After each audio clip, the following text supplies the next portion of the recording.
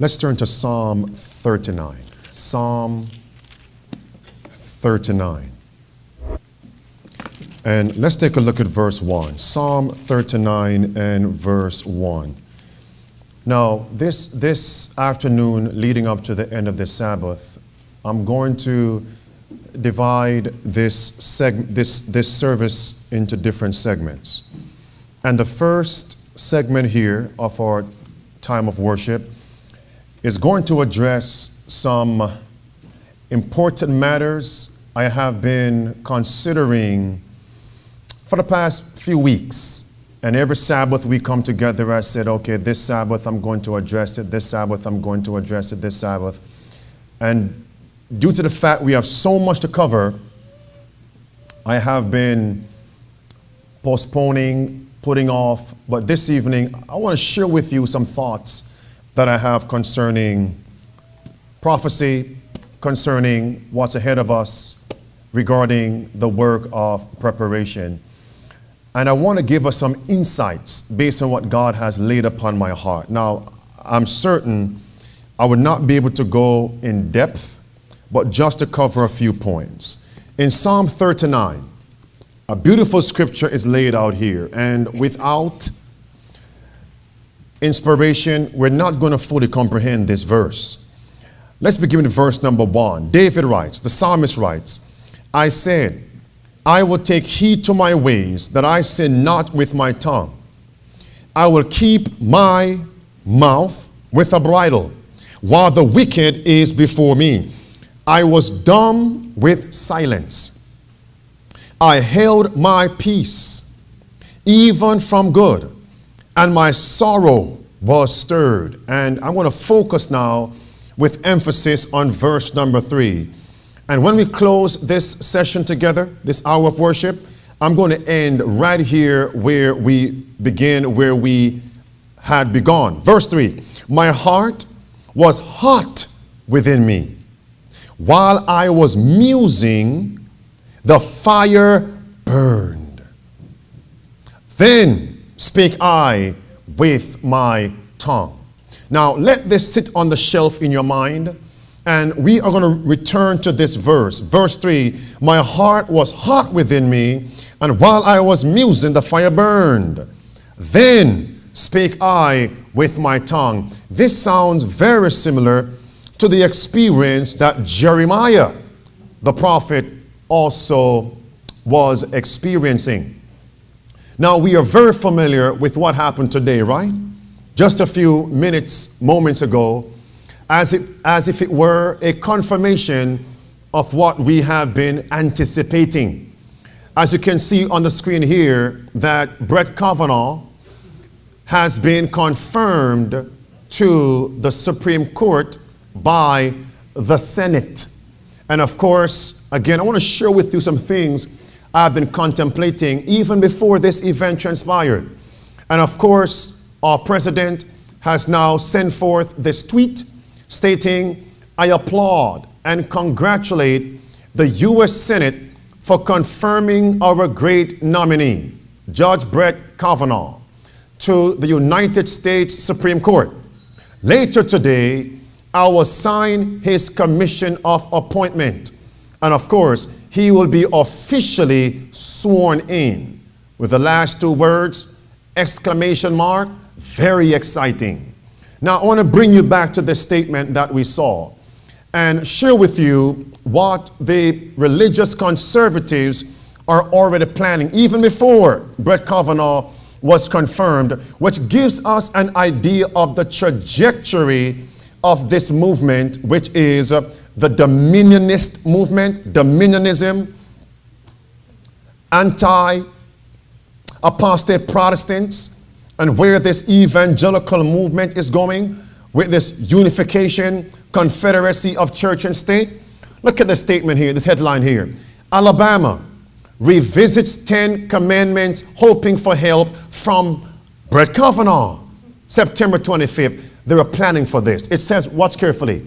For many in the crowd of about 100, the commandments and Judge Kavanaugh are paramount concerns this election season.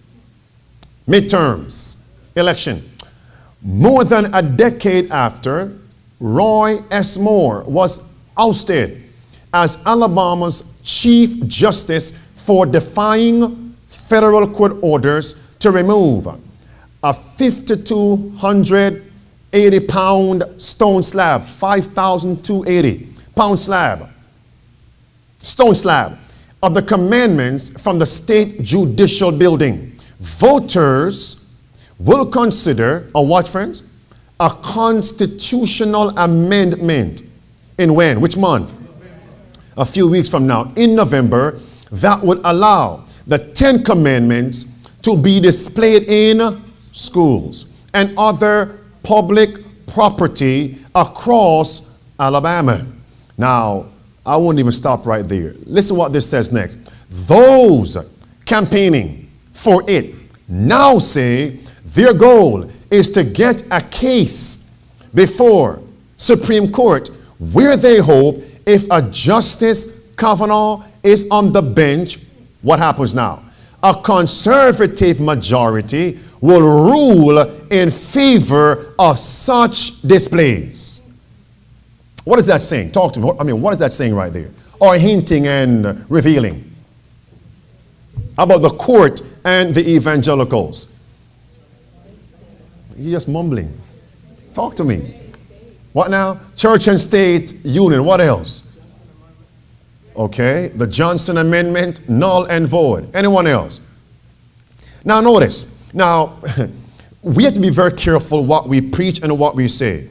Because notice, do you think God can overrule their plans? So here they are planning to have an amendment to the Constitution, watch carefully, to allow the 10 Commandments to be displayed in schools and public property. Now, as long as those 10 Commandments read as Exodus 20, God will be praised nevertheless. Because someone may read the 4th commandment and it says what? Remember the Sabbath day to keep it holy. And they may begin to inquire, then which day is that Sabbath day? So what they meant for evil, God can overrule for good and souls can be saved. If you agree, say amen. Amen. But we know what the end result is going to be. Not only for those in public spaces, but also those in the schools. Now notice right here, friends. This is what I shared with you a few days ago regarding this pastor. As you can see the headlines, Bible studies at the United Nations. How mega church pastor is bringing light to the dark halls of power. Let's get some volume right here as we ride up on the volume here. Listen what this says. At the United Nations, we will have the weekly worship services for those who want to attend, who are part of the United Nations. We've just had a few. And then we're launching what's called the Hammarskjöld Society. Dag Hammarskjöld, famous name up there, former Secretary General, who was a Christian. And so the Hammarskjöld Society is an attempt to bring transcendent truths, biblical truths, eternal truths to contemporary governance. And that's designed for the diplomatic corps, for ambassadors. And we're very pleased that Ambassador Nikki Haley met with us, and she's embraced what we're doing. She is so kind and gracious and really endorsing what we're attempting to do. And we're That's very a big grateful. deal. It's enormous. We have such high regard and respect for her as does the whole nation. And down in D.C., we worked with Pastor Rick Scarborough, part of our team there, and we have Bible studies on the Hill for members of Congress. And that's not so unique because there are a number of those going on, but also launching Bible studies in the various departments and agencies. And so when you think of, say, Department of Agriculture, Department of Interior, HHS, HUD, the State Department, etc., we're targeting those areas to just bring together people who desire to have biblical truth taught, and that's biblical principles of governance, God's view of governance. How is governance supposed to take place? Because I believe if governance is followed biblically, it reduces human suffering, human pain, and poverty. How do you go about trying to get permission to do that? Actually, we have to work with the agencies, each one, okay, and get permission. You need, if you're going to lead a Bible study in Congress, we work through a member of Congress. If we're going to do something in the United Nations, we only work with the blessings of a given nation. We follow protocol.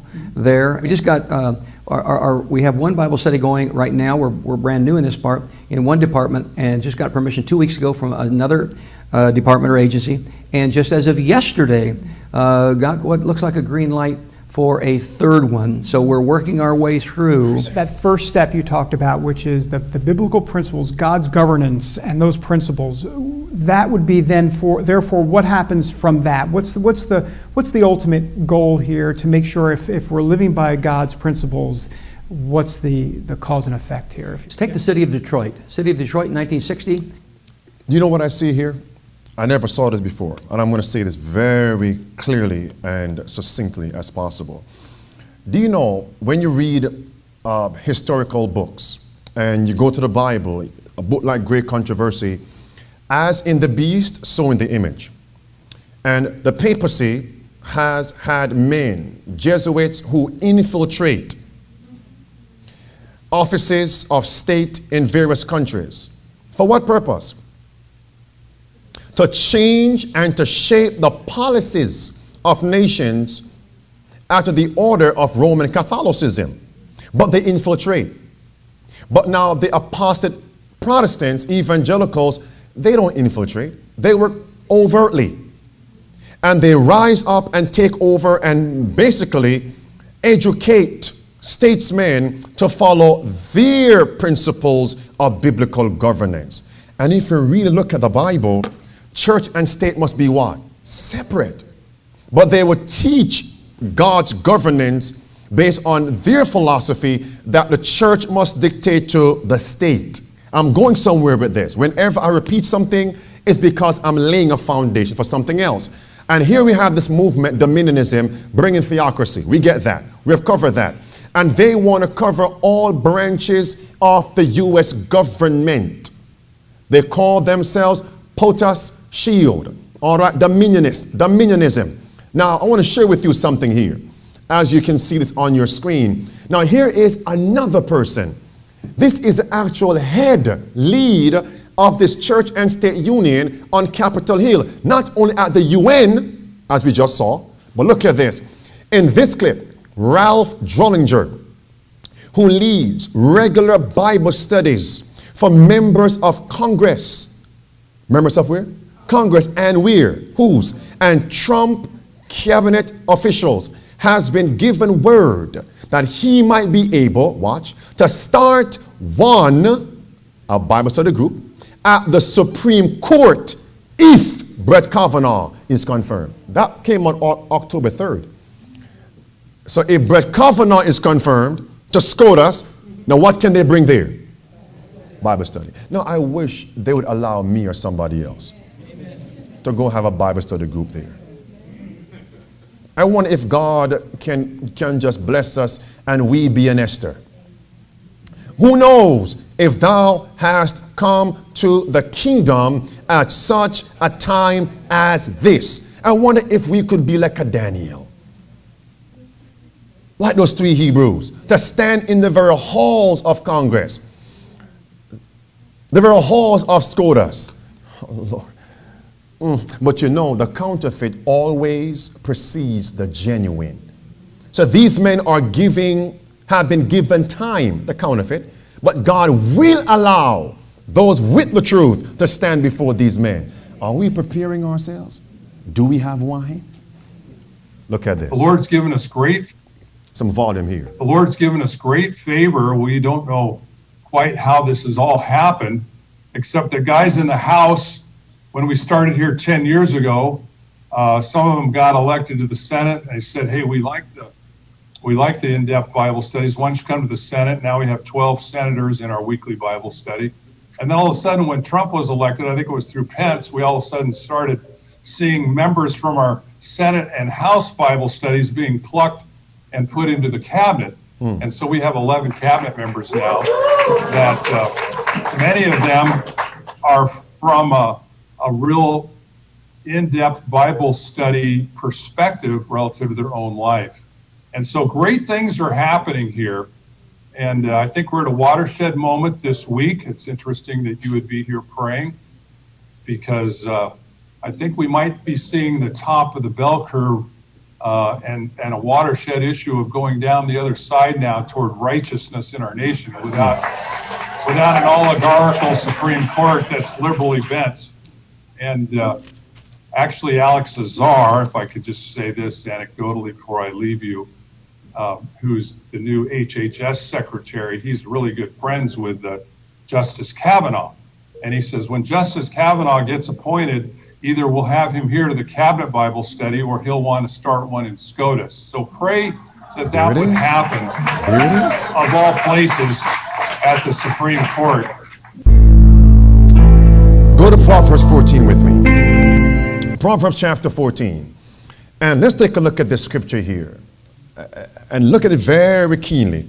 Proverbs chapter 14 and verse number 34.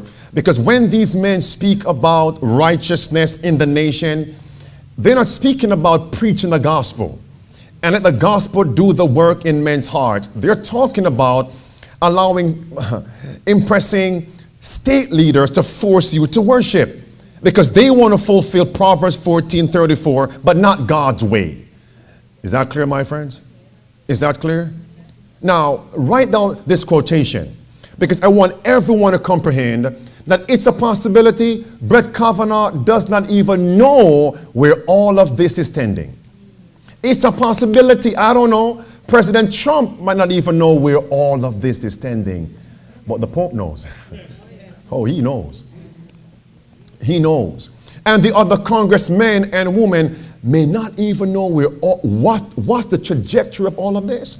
That's why we're told in Testimonies, Volume 5, page 452, she says, the Sunday movement is making its way in darkness. And then she says, the leaders are concealing the true issue. And the next phrase, many of those who are following don't even know where the movement is tending. It may look mild and apparently Christian. And that's what we're seeing here. The movement may look mild and apparently Christian, but when it shall speak, it will reveal the spirit of the dragon. And the dragon was wroth with the woman and went to make war. Do we have the wine? So I hope we can see what's coming. I want to talk with you this evening. Hope you see what's coming. Let's change gears. So we see what's coming here. And they have already said that if Brett Kavanaugh, again, October 3rd now, if Brett Kavanaugh is confirmed to SCOTUS, he may join the Cabinet Bible studies or bring it to where? SCOTUS. Supreme Court. And what happened? Has he been confirmed? Keep your eyes open, friends. Keep your eyes open. And maybe God can use us to be a Daniel, to be an Esther. Just as Mary at the feast could see that they were at a feast and the people had no wine.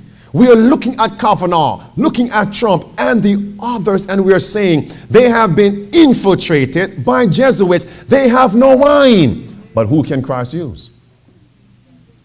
Because new wine must be placed into what bottles? Bottles. So that means we must be praying, Lord, make me a new vessel. Make me a new bottle. Wake up, wake up. Shake off the sleep. Make me a new bottle, a new vessel. And pour into me that new wine. Now, if you're sleeping now, you won't be a Daniel. If you're sleeping, you cannot be an Esther. It's high time. That what, friends? It's high time, friends, that we be awakened out of sleep, physically and spiritually. I want to talk with you. And this morning I shared with you that they're already saying, if Kavanaugh is confirmed, that the Supreme Court will make what? An image. We covered that. A what, friends? An image. To what? To what? It's two steps. So the Supreme Court states, make an image to what? The religious conservatives. What is that? They will force statesmen to rule based on their policies and doctrines. Make sense? But in essence, it's an image to the beast, the papacy. Church controlling state. I mean, friends, we're not seeing what's happening here. Look at this. And then we quoted from Great Controversy, page 445, where it says, let's read this. When the leading churches of America, uniting upon such points of doctrine as are held by them in common, shall influence the state to enforce their decrees and to sustain their institutions. Now underscore and note that word.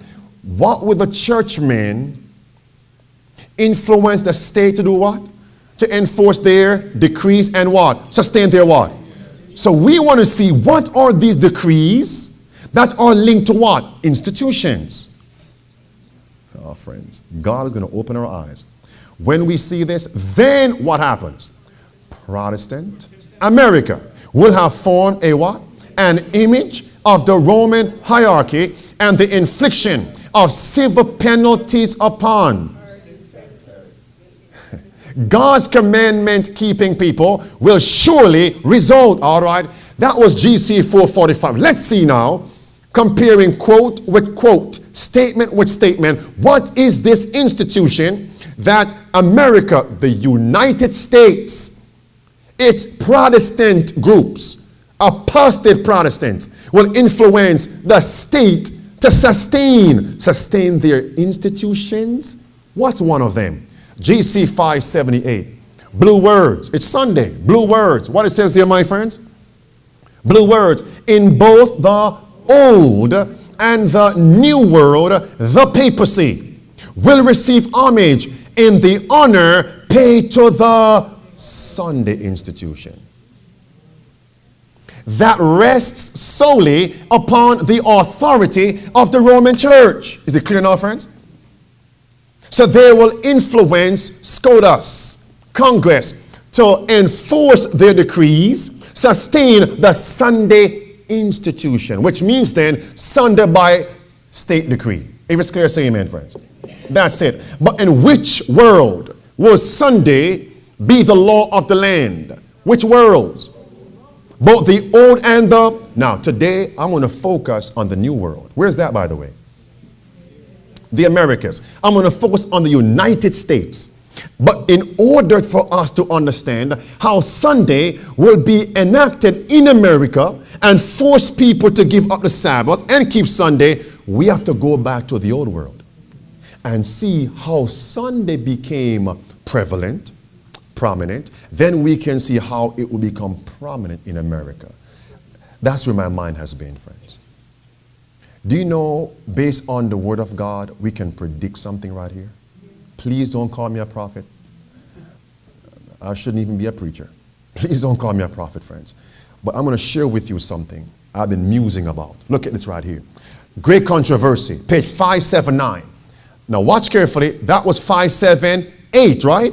Come on. Paragraph 3, right? Which says, in both the old and the new world, the Roman Catholic Church popery will receive homage in the honor paid to the what? So will the new world enforce Sunday law?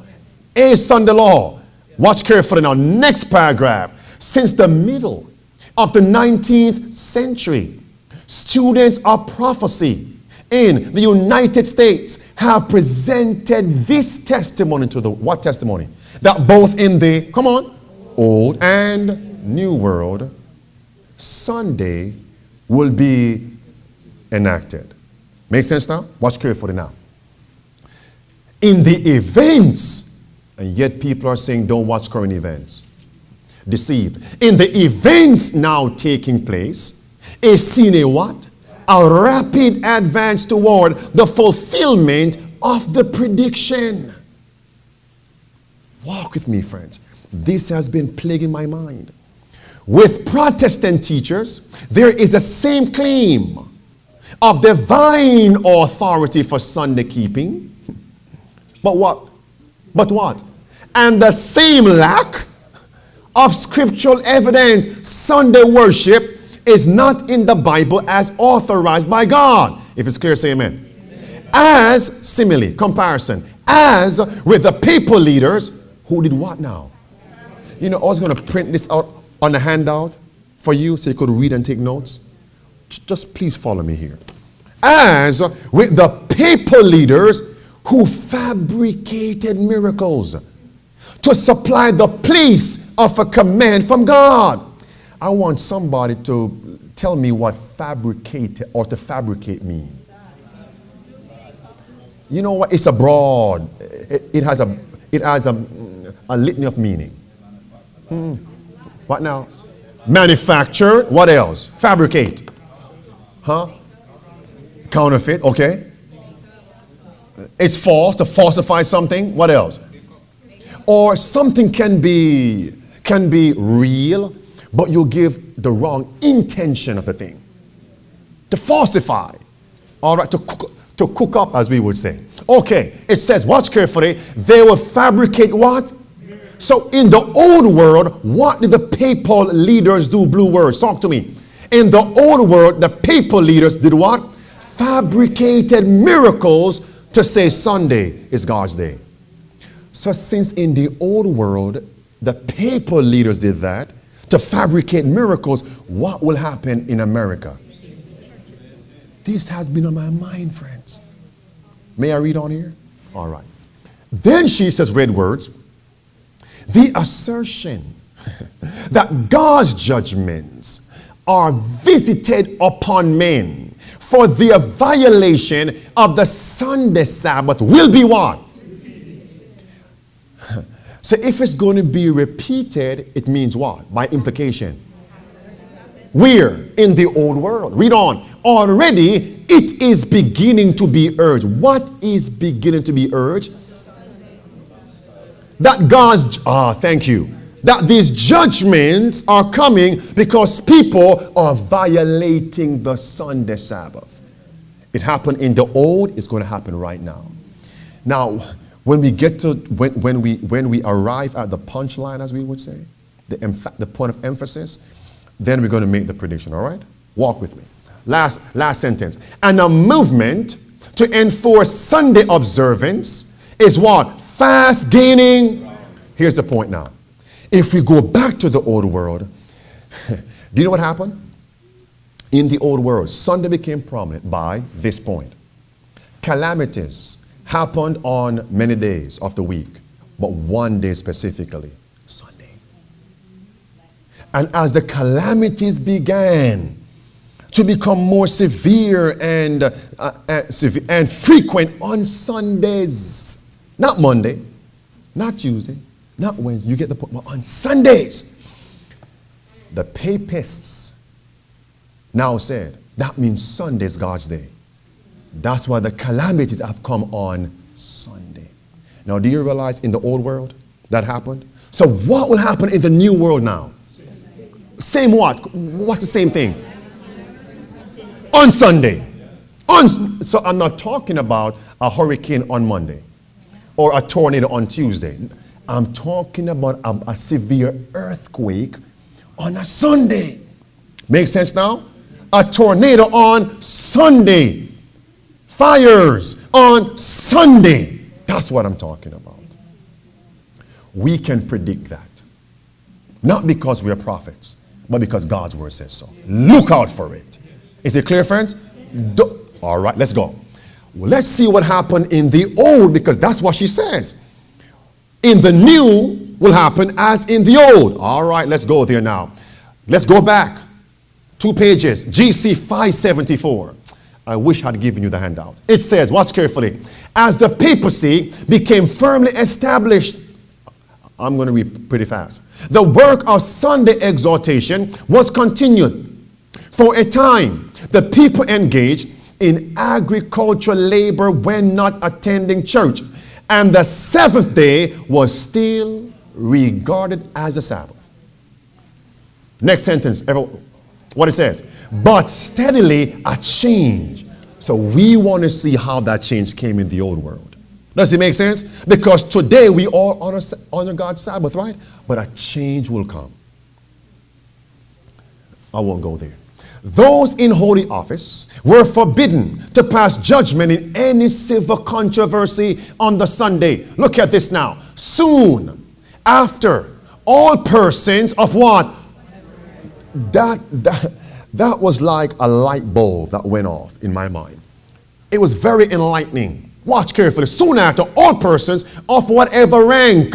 What comes to your mind? Whatever rank were commanded to refrain from common labor on pain of a fine, or fine for freemen, and stripes in the case of servants. Just this point, soon after, all persons of whatever rank were forced to keep Sunday. What text comes to mind? Whatever rank. Go there. Chapter 13 of the Revelation. Go there. And look at verse 16. And he caused all, that's it, friends, both small and great, rich and poor, free and bond. That's it. Whatever rank, you're going to keep Sunday. Or fines, imprisonment, even death. All right, let's move on. What is the next sentence? First paragraph, pardon me. Second paragraph. Watch carefully. It says miracles also were according to what? So when the change came in the old world, for Sunday to become prominent, miracles were brought into play. Miracles also were called into requisition. What does that mean? Read on. Among other wonders. So don't forget miracles and wonders. Among other wonders, it was reported that as a husbandman who was about to plow his field on Monday, right? Wednesday, right? On Sunday, it says, cleaned his plow with an iron, the iron stuck fast in his hand. And for 2 years, he carried it about with him to his exceeding great pain and shame. What happened on Sunday? A calamity. Next paragraph. Later, the Pope gave directions. It's a straight reading, friends. The Pope gave directions that the parish priest should admonish the violators of Sunday and wish them to go to church and say their prayers, lest they bring some great what?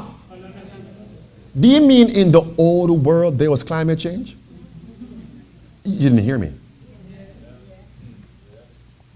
But those calamities came on what? No, I want to give you one. But if you go back to Great Controversy, she gave us more than one in the historical record. It's there. And those calamities came on what day? Sunday. All right. Later on now, the Pope says, tell everyone, go to church, say their prayers, lest they bring some great calamity on themselves and neighbors. An ecclesiastical council brought forward the argument. Let's read now. Since so widely employed, even by Protestants, that because persons had been struck by lightning while laboring on what day? Sunday, it must be the Sabbath. That happened in the old world. So what will come to the new world? When will the calamities hit America specifically? We can predict that. It's 2018. We can predict that. It's coming, friends. In America, it's coming. Because then they're going to say, you see, God is mad with us because we are sinning, and because he sent calamities on Sunday, it means we are desecrating Sunday. Sunday must be the law of the land, and all of you must keep it, rich or if you're poor, free or if you're bond. Make sense now, my friends? All, small or even great, Sunday worship. It's coming, friends. We can predict that. Get back to my screen. It is apparent, said the prelates, how high the displeasure of God was upon their neglect of this day. An appeal was then made that priests and ministers, who else, my friends? Kings and rulers, princes, and all faithful people use their utmost endeavors and care that the day, what day? Sunday be what? Restored to its honor. And for the credit of Christianity, more devoutly observed from the time to come. That's how Sunday became prominent. The calamities came on what day? But Sister White says that they were fabricated. You caught that? The miracles were fabricated. I wonder what that means for us today, friends. May I finish right here and come to that? Last sentence. The decrees of councils proving insufficient. The secular authorities were what? So who is influencing who? Church to the state. Were besought to issue an edict that would strike terror to to the heart of the people and force them to refrain from labor on the Sunday. Go with me, Revelation 13. Are you there, my friends? Because remember, she says that what? Calamities came on Sunday. That these were fabricated and miracles were brought into requisition. Does the Bible speak about miracles? Does the Bible speak about miracles? Many times, right? But specifically, does the Bible mention miracles in connection with the Sunday law coming? It does. And this is for the new world. Do you know why? In the old world, miracles, so-called, were used. And they came on what day? Now, when I say miracles, understand this. It's not the hocus pocus miracles now. The sleight of the hand, right? In this context, it means calamities. That's what it means. These wonders. That's what it means. Look here carefully. Where are we going to? All right, verse 11. Which beast is in verse 11 with two lamb-like horns? So which word is this? Old or new? New world. Oh, amen, friends. Come on down with me to verse 13. Verse 13, and he doeth great. Did we not read that word wonders? Did we not read that word wonders, my friends? Did we? Look at it one more time. Just for emphasis, look at this. GC 579. Are you there, my friends? It says, watch carefully. All right. In the events, papal leaders. All right. Is it here? Homage Sunday. All right. Must be here now. Here it is. Must be here, right? Wonders. Wonders. Last line. Yes. Miracles. There it is. GC 575. My friends, this has been stirring my heart for a number of weeks now. Miracles also were called into requisition. And what shall we now read? Miracles. Watch now. Among other wonders, it was, and we get the point, a calamity on what day?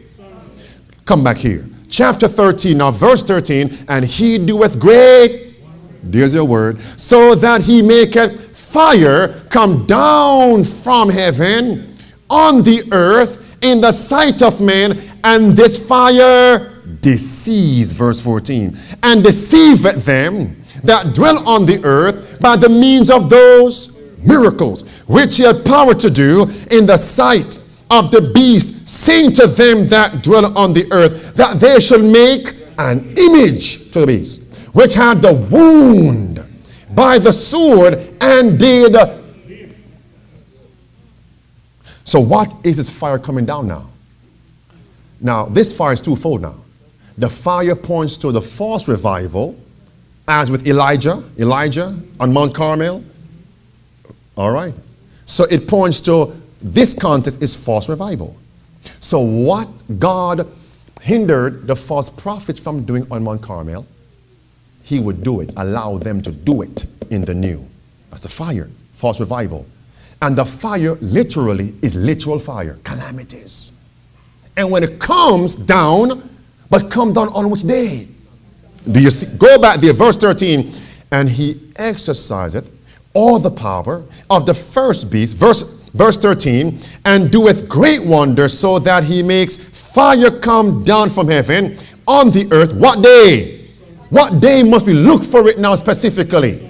Notwithstanding Monday and Tuesday and Thursday, but Sunday is coming, friends. And verse 14, the people now will be deceived to think the calamities come on Sunday. That means Sunday must be the Sabbath. And why would they say so? Because they don't have a biblical text to prove Sunday is the Sabbath. So the calamities is what they're going to use. If it makes sense, say amen, friends. Yeah. Yeah. And this is what that has been stirring my heart, friends, for the past few weeks. So do we have an example of calamities coming specifically on a Sunday in connection with churchmen saying you are desecrating God's Sabbath? Do we? Look at the screen. Past that. What's that right there? Sabbath breaking, cause tsunami, divine visitation. On what day? And what day do they call the Lord's Day? He continued, it's right there, friends. He continued that some of the places most affected by the tsunami attracted pleasure seekers from all over the world. It has to be noted that the wave arrived, tsunami, on the Lord's day, the day God set apart to be observed the world over as a holy, resting from all employments and recreations that are lawful on other days. The tsunami, a series of what? Sparked by a subsea earthquake of Sumatra, arrived on Sunday morning. It's right there now, friends. That means we must see more of these, but not in the East. Not in Asia. That's the old world. Where must we see it now? It's coming, friends. It's coming. Could we say, should we say, can we say, peradventure, the calamities that we hear these men,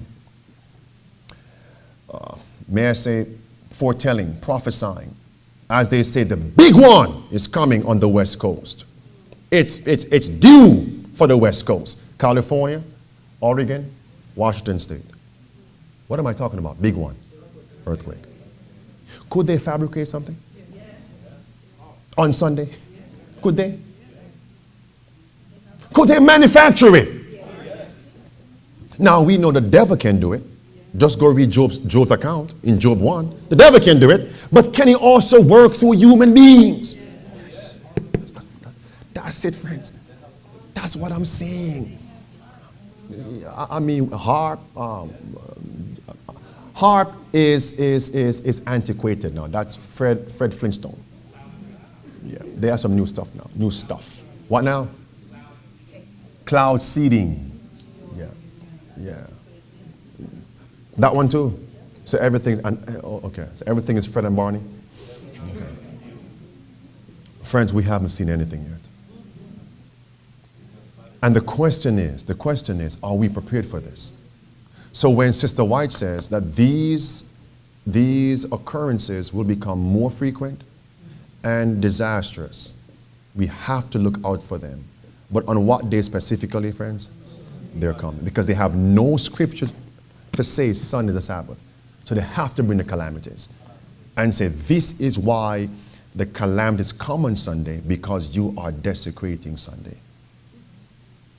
And Sister White next says, in the following paragraph, she says that the Roman Catholics know that it was calamities that came on Sunday that made Sunday prominent in the old world. And Sister White says the papacy knows America will do the same thing. You ready for this? Look at this. Now, what came to Indonesia a few days ago? Now, I mean, that number is very small now. It's over 1,000 people who have died from that. Past that. Look at this now. This is the next paragraph in GC 580. Now she says, marvelous in her shrewdness and cunning is the Roman Church. She can read what is to be. She bids her time. This is going to amaze you when I read this. She bids her time. She bides her time, seeing that the Protestant churches are paying her homage in the acceptance of the false Sabbath. Watch this now. And that they are preparing to enforce it by the very means which she herself employed in bygone days. So how did she do it in bygone days? Come on, talk to me. How did she do it in bygone days? Fabricating calamities and miracles on which day? Sunday, and say that's God's day. And the papacy knows America is about to do the same thing. So what? So really, what is this climate movement all about? Sunday worship, friends. It's right there. We can see it now. We can see it now. Don't be surprised one day you wake up and you see blood in the water on Sunday morning, wiping out a whole city, a populated area. And they say, there it is, the plagues are here. Let's worship God. You wake up tomorrow morning on Sunday, you hear a tornado wipe out a populated area.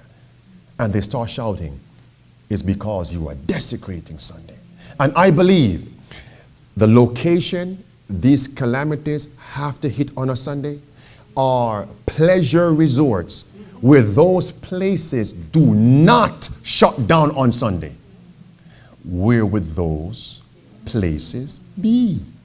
Where are they in the new world? I didn't hear you. I mean, you're singing to my ears now. What now? Las Vegas. Where else? Not Orlando. No.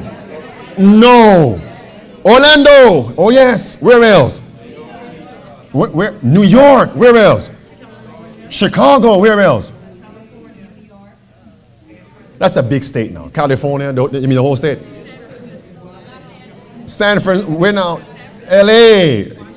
You see, it makes sense now. One Sunday we wake up, CNN, Fox News, CBS News, this whole city wiped out on Sunday morning. God is angry. And we want God to bless America. Everybody must, you will see it as a whirlwind what would happen in America. And you do know what that would do? It would awaken the church. And many would be awakened to realize they don't have the new wine. They don't have undergarment. They're not in the right location. Lord, help me. What do you say? Amen. Amen. Help me. Let's close. Watch carefully now. Those who reject the light of truth will yet seek the aid of this self-styled infallible power to exhort an institution, that word again, that originated with her. How readily she, the papacy, will come to whose help? To the help of Protestants in America first. In this work, it is not difficult to conjecture.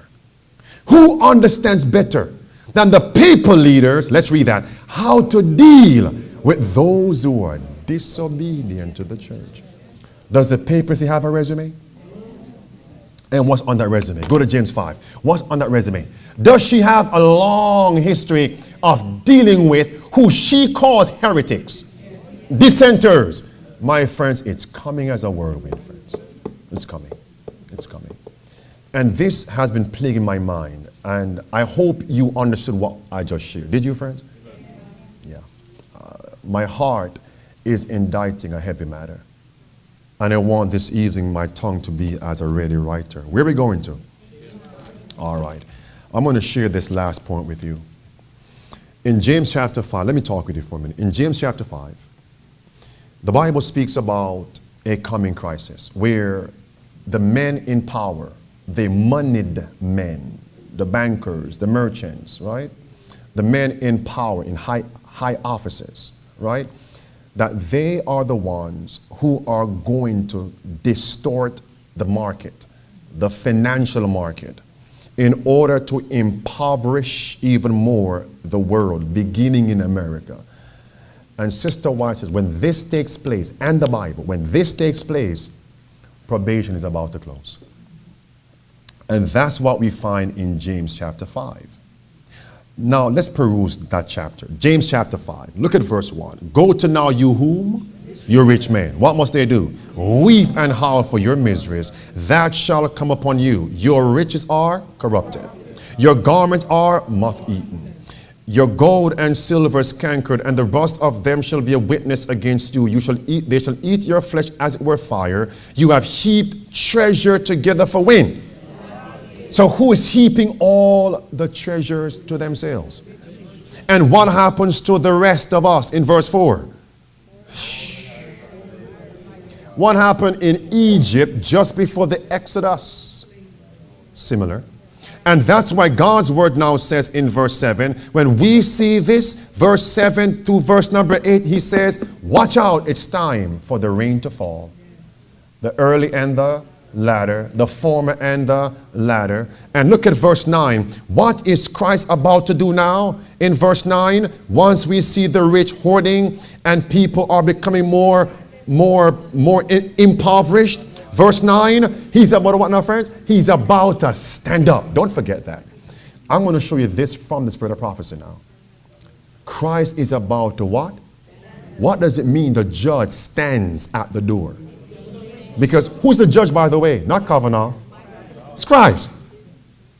And when Christ went to heaven, he went to what? To sit. So when he stands, what does that mean? When he sits, he intercedes. When he stands, it's over. No more intercession. That's Bible. Make sense now, friends? Make sense? All right. Write these 3 countries down on your paper. Do you realize in the news, Russia has been prominent in the news? Beloved, my mind has been stirred up for the past few weeks, friends. Russia, put that down. What about India? Has India been in the news recently? As of late. Can you name the 3rd country? It's in the east. You see that now? Who? China. Those 3. Russia, India, and China. Are they known today as countries that persecute God's people? Now, persecute God's people. Are they known for that? Russia, India, and China. Are they, friends? All right, here's where we're going now. Do you know Sister White wrote about those 3 countries? And when we see today what she wrote about decades ago, you know Christ is about to stand up.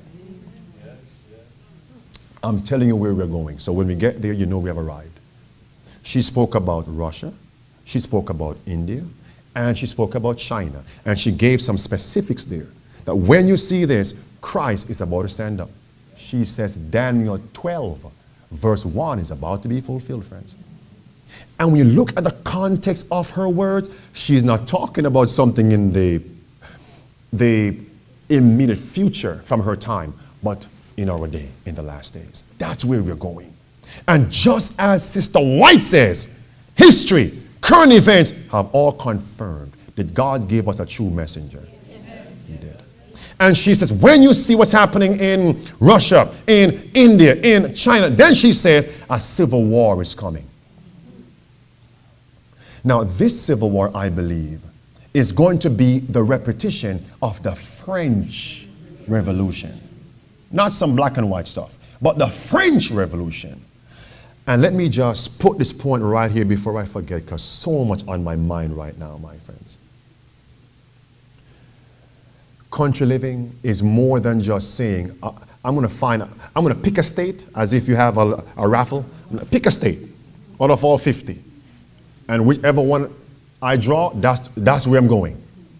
And then I say, okay, let me put some counties in this state. Pick a county. Okay, I'm gone. Country living is more than that. You have to make sure that you strike a balance. You are close enough toward the cities from the outposts, but you're far away enough. So when the riots break out and starvation begin in these cities, and civil war breaks out in these cities, people can't eat, no job, no money, things shut down, you're going to see riots as you've never seen it before, my friends. And where they realize they can't find food, they're going to begin to branch out. And if you are too close, if their children are crying, but yours aren't, they're coming next door. Not to shake your hand, not to open, but to kick down your door. And whatever they can find, they are taking. You know, when Sister White writes about bold robberies in volume 9, page 11, bold robberies in volume 9, page 11, you don't know what that is. You don't know what that is. Bold robberies is seeing you with stuff. I am in need, and I'm going to take it and smile in your face, and you can't say a word, or else I snuff out your life. That's bold robberies, my friends. It's coming. Civil war is coming. riots, and bloodshed are coming. So again, some of you don't even believe what I'm saying. You're like, Pastor, just sit down. I'll sit down shortly. Look at the screen right here. What 3 countries you have there? Russia, let's start right there. No. Let me say this. Do you realize what do all 3 have in common?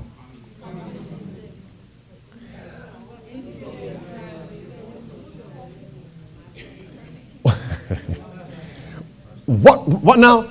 The persecution of Christians. That's it, friends.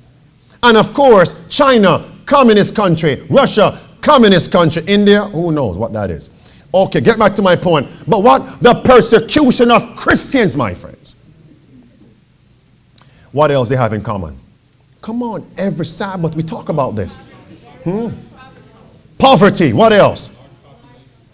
Large population, what else? Biometrics. Your bodies are not your own. Yeah. Yes. And do you realize in Russia, in India, I'm going there, in China, as they persecute Christians from various denominations, which one? They leave unmolested. I wonder why. I wonder why the Roman Catholic Church is unmolested. But other denominations are being persecuted in Russia, in India, in China. I wonder what God is showing us. I wonder if most of the things we read on the media is a farce. A smoke screen. May I go there now? India, let's go there. Russia. Now, you know, I won't spend much time because we know this. All right, since I say where we're going, let me skim through this. Russia, we know what happened in Russia. No evangelism. Outside of what now? The church. State-sponsored churches. We know that. All right. And what happened to the Jehovah's Witnesses? Just let's talking point. What happened? They seized all of their properties, even for some people, their persons being imprisoned. There it is right there. And of course, look at this right here. They call the Jehovah's Witnesses what? Extremists. Right there, friends. Extremists. And who is saying, let all churches and nations unite to fight extremism and fundamentalism? You could see what's happening past that. And also they say, Russia, this is a Russian Roman Catholic. And she made the statement that they not only fear Jehovah's Witnesses in Russia, but they also fear Seventh-day Adventists. And the law that came down in Russia affected not only Jehovah's Witnesses, but also whom? Seventh-day Adventists. It doesn't matter what our leaders say. It's what they say. Or unless they're under some cover-up business. Come back here. There it is, friends. There it is. They fear those who are evangelizing in Russia because there are some faithful Adventists there who are evangelizing the people in Russia. And they fear us. Headline says what now, friends? It's not going to affect with church. So we know that. I wonder why. Past that. Let's come to India. You see, that's why I love to tell you where we're going so we can walk together. All right, what's happening in India, my friend? Biometrics, right? And if you don't go along with the government biometric system, you can't buy, you can't sell, you can't eat, you get no pension, no your retirement check, none of it. Headline says, citizens in India don't have what? Absolute right over their bodies. So say who? The Indian government. And look at the connection. What is India also trying to combat? Climate change. And what does she say everyone must worship to combat climate change? The sun god. What a connection there. That's India. Run to Russia. China now. What's happening in China? Are they also pushing biometrics? Same connection. And if you don't, you can't buy or sell. We cover that. Headline, China shutting down churches, seizing Bibles. in an ambitious new effort to eradicate what? You know, friends, a few weeks ago I preached on this. These articles came from a previous sermon, and YouTube just took my sermon down. No, without a word, without even a reason, I took it down. Blocked it. I wonder why. Because, most of you saw this before. Notice, Adventist Church suffers from which government? Over the last several months, local governments across the country have shut down hundreds of private Christian house churches of the Seventh-day Adventist faith. One pastor said hundreds of his congregants were questioned individually. Individually. Do you have some wine? Individually about their faith. China. Let's see now. Headline says what now? China and Vatican. Do you see it now, friends? Russia, they're connected. India, connected. China and the Vatican, also connected. Can you see what's happening, friends? Friends. Look at this now. Let's see what Sister White, are you ready for this now? Sister White says, in China, no. In India, China, Russia. Why those three? Now, if she did not want to specify, she could have simply said the whole world. Didn't write that, didn't say that. In India, China, Russia, and the cities of America, watch, thousands of men and women are dying of starvation. Who is responsible? The moneyed men. Because they have the power, control the market. They purchase at low rates all they can obtain and then sell at greatly increased prices. This means starvation to the poorer classes and will result in a what? In a civil war. I'll come back there. And this will result in a civil war. There will be a time of trouble such as never was since there was a, and what scripture does she quote next? Daniel 12 verse 1. Go there with me, friends. Could this be another nail in the coffin to tell us, to explain chapter 11 verse 40 of Daniel? Because what power is China? It's a communist country. The king of the south is showing us the attributes, the characteristics of what? Sodomy and atheism. Communism, friends. What's China? Communist country. Russia, communism. And she says, when you see these things, watch out. Daniel 12 verse 1, there will be a civil war. And what is, my friends? And what else? And Jesus will stand up. Now pause right there for a minute. What year was that written? When was the American Civil War? Okay, when did it end? Was it before 1899 or after? So what civil war is she talking about here? In connection with a time of trouble such as never was. And at that time, Michael shall stand up. It's not something in the 1800s. It's down here in 2018, friends, and beyond. That's what she's talking about. Are people who are faithful to God starving in those places right now? In India, Russia, China? Oh, friends, oh, friends, oh, friends. And it's going to get worse. And she also mentioned America. So what's coming in America? Civil war. And I believe God has been holding back the winds of strife. Did you recall a few years ago, the 1%, we are the 99% movement?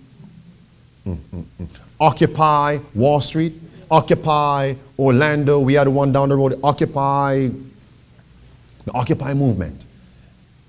It's going to get worse. Tea Party is going to get worse, friends. And that's what I'm saying. If you just pick somewhere for country living to escape what's coming, you may make the wrong decision, friends. and they will come knocking on your door. Not to get a Bible study, but bold robbers. That's why we're told in the book Adventist Home, page 141, find a location where the homes are not closely connected together. When you leave your home, your neighbor shouldn't see you, especially if that neighbor is not of the same faith. I'm not scaring you, friends. I'm just giving you boundaries right here. Put it to prayer. And God has a place for all of us. And do you know who God cannot help? Those who don't believe it. I mean, you have been defeated right now if you don't believe this, friends. But the world, I mean, go on YouTube. The world is saying, let's find retreat locations. The world is saying that. The world is saying that. Let's build bunkers for what? Let's store up food for what? The world can see something is coming. Even Sister White said the world can see something of a stupendous crisis is nearing. The world can see it. But Laodiceans, man, blind, can't see anything. Or they're willfully blind. So, I leave it there, friends. Not to scare you. But Michael is about to what, friends? Now, have we come full circle now? What's in James 5? We have come full circle now. James 5. Go to now, you rich men. Weep and howl for your miseries. Your gold and silver what? You have heaped treasures for when? Last days. Verse 9. But the judge stands where? That's the quotation right there. It's as clear as crystal. Let's go back here. Second sentence. The who men? With the money. And what would they do? Control the market. And what happens to the rest of us? Or the world rather? They become paupers, friends. Become paupers. And what will result? Civil war. And who will stand up next? Look at this statement. Education, page 228. At the same time, anarchy. What is that? What is anarchy? Lawlessness. Chaos. Now, let the Lord's messenger defines that. Even details. And at the same time, anarchy is seeking to sweep away all law, not only divine but human. The centralizing of what? What a connection. James 5 and the quote before this. All right. The centralizing of wealth and power, the vast combinations for the enriching of the few at the expense of the many. The combinations of the poorer classes for the defense of their interests and claim. Let's read now. The spirit of unrest, of riot, of bloodshed is coming, friends. The worldwide dissemination of the same teachings that led to the, wait a minute, what revolution? What? The characteristics of France after the 1790s went to which countries? Russia, China. Do you see it now? Communism, state-sponsored atheism left France from the revolution and went where? To China and Russia. We have come full circle, friends. Yeah. So much on my mind right now. What happened in France as it relates to unrest, riot, and bloodshed? Just go back and read that chapter in Great Controversy, the French Revolution. And you will see what's coming to America. And tell me if it's safe to live in these wicked cities.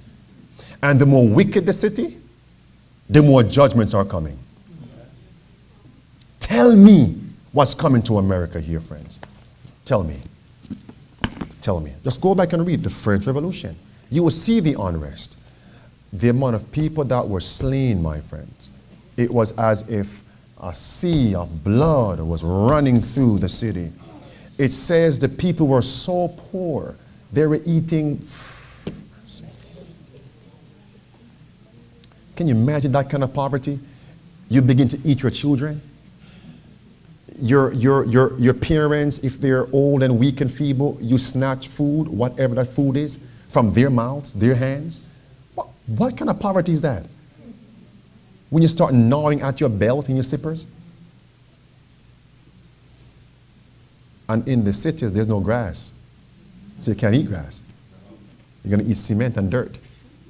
That's humor. It's going to get worse, my friends. Do we know what this really means, what's coming for us? Oh, Pastor, you're scaring the people. Oh, is that so? So when Noah said a flood was coming, what was he doing? When Christ said, this city will be destroyed, what was he doing? And with every prophecy, it was a call of love, my friends. Call of love. If I only had one statement regarding China, Russia, and India, you would say, is that statement really saying what the pastor is saying? Look at this. Christ's Object Lessons, page 179. You got two witnesses now. Watch carefully. Different wording. From India, from Africa, from China, from the islands of the sea, from the downtrodden millions of so-called Christian lands. The cry of human woe is ascending to God. That cry will not long be unanswered. How will God answer that?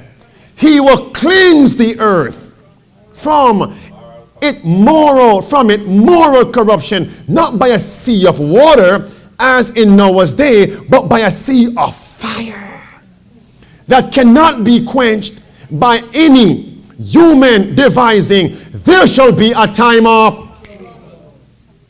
such as never was. You can't doubt that now, my friends. And we see what's happening in China, what's happening in India, what's happening in Russia, and even in Africa. You see what's happening. Yeah. And now we have come to the new world.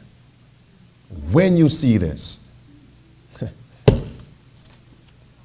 But Pastor, unemployment is at its lowest. You know what? I'm finished. Lord, have I said all? So, there's a work for us to do. And that work is aggressive evangelism, friends. There's a work for us to do. I'm saying, Lord, what more can I do for you? That's my prayer. And that should be your prayer. Lord, what more can I do for you? If I am going to have sleepless nights, and I have many of them, because I'm studying and planning and going through strategies, it must be for God's work. If I'm going to miss meals because I want to study and pray to have a clear mind to see where God is leading, if I'm going to abstain from food and drink, it must be for God's work. And I don't want to labor because I want to be saved, but because I'm being saved. And without it, I'm not going to be saved. Because we have to show our faith by our works. We have to. And everybody's running to India, Africa, when it's here in America is the mouth of that old dragon, that old serpent. It's here that we have to snatch people, as it were, from the fire. It's in America, friends. It's in America. Now, God may move some of you out. And some of you may have to go back home or move out and go somewhere else. Go to South America, go to the Caribbean, go somewhere else. But if God keeps you here, let's not just warm the bench, as we say colloquially. Let's warm in the bench, warm in the pews. Let's do all that we can for God, friends. You see those books you have, you get every Sabbath? What do you do with them? Do you have your testimonies? I want to hear your testimonies. I want to hear your testimonies.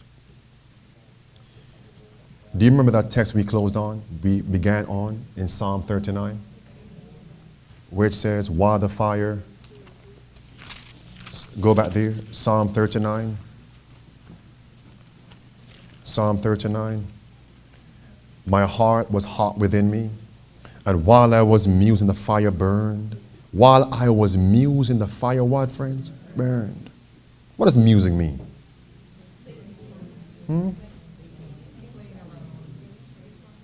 But this is not idle, indolent musing. No, no, no, no, no, no, no. Because inside of him was fire burning. While within me, I was hot. Yeah, that's the true Laodiceans now. Not lukewarm. Yeah, on fire for God. We close right here. Listen what this says. Mount of Blessings.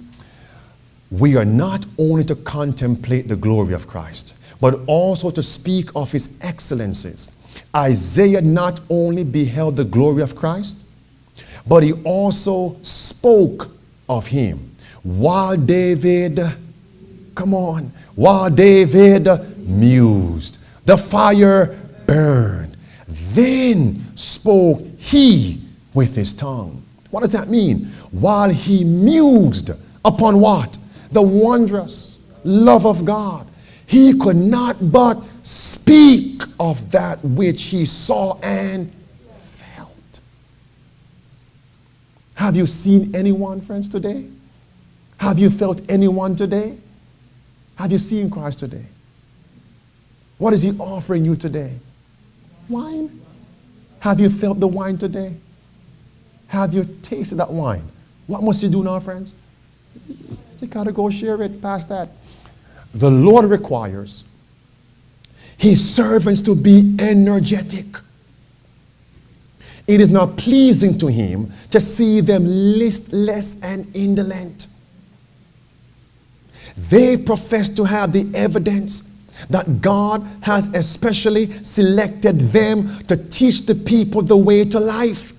Yet frequently, their conversation is not profitable. Lord, have mercy upon us. Especially on the Sabbath. No wonder friends don't take us seriously. And our loved ones in our homes. And they show that they have not the burden of the work upon them. Their own souls are not energized by the mighty truths which they present to others. Oh, some preach these truths of such weighty importance in so listless a manner that they cannot affect the people. Whatsoever thy hand finds to do, do it with thy might. Men whom God has called must be trained to put forth effort, to work earnestly and with untiring zeal for him, to pull souls out of the fire. Oh, but when ministers feel the power of the truth in their souls, thrilling their own being, then will they possess power to affect hearts and show that they firmly believe the truths they preach to others. Oh, they should keep before the mind the worth of souls and the matchless depths of a Savior's love. This will awaken the soul so that with whom David, they may say, everybody, my heart was hot within me, and while I was musing the... How valuable is your soul? You know, in my book of quotations that I have a statement there from, I didn't see this, volume 3, page 188. Write it, book it. Volume 3, 188. The soul is of infinite value. Mercy. Its worth can be estimated only by the price paid for it. Calvary, oh Calvary, shows the value of your soul. Mercy. How much am I worth? How much are you worth? How much are people worth around us, friends? Kneel with me. Father in heaven,